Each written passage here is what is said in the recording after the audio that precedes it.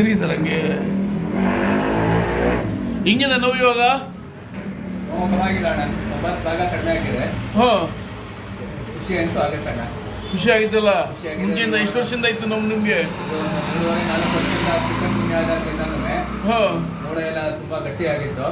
ಈಗ ನಿಮ್ಮ ಹತ್ರಕ್ಕೆ ಬಂದಮೇಲೆ ಹಾಂ ಮೂಳೆ ಎಲ್ಲ ಸ್ವಲ್ಪ ಮೃದುವಾಗಿರೋದ್ರ ಜೊತೆನಲ್ಲಿ ನಿಮ್ಮ ತಂದೆ ಅವ್ರ ಕಾಲದಲ್ಲಿ ಒಂದು 40 ವರ್ಷ ಹಿಂದೆ ನನಗೆ ಎದೆ ಗೂಡಲ್ಲಿ ಹಾಂ ಕಾಲು ಬಿದ್ದಿತ್ತು, ಉಸಿರಾಡೋಕ್ಕೆ ಸಮಸ್ಯೆ ಇತ್ತು. ಅದನ್ನು ನೋಡಿ ಇರ್ಬೋದು ಅವರು ಅಂತ ಅಂದ್ಕೊಂಡು ಬಂದೆ. ಆದರೆ ನೀವು ಅವ್ರ ಮಕ್ಕಳಾಗಿ ಅದೇ ವೃತ್ತಿನ ಮುಂದುವರಿಸಿದ್ದೀರಾ.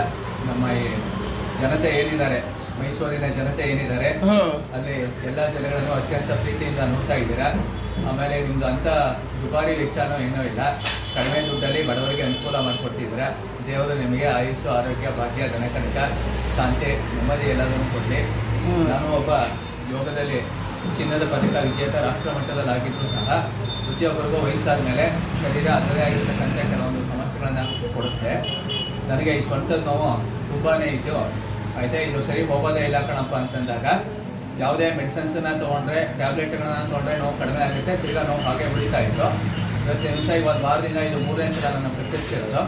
ಸರಿ ಹೋಗುತ್ತೆ ಅಂತಕ್ಕಂಥದ್ದು ಪರಿಪೂರ್ಣ ನಂಬಿಕೆ ನನ್ನಲ್ಲಿದೆ.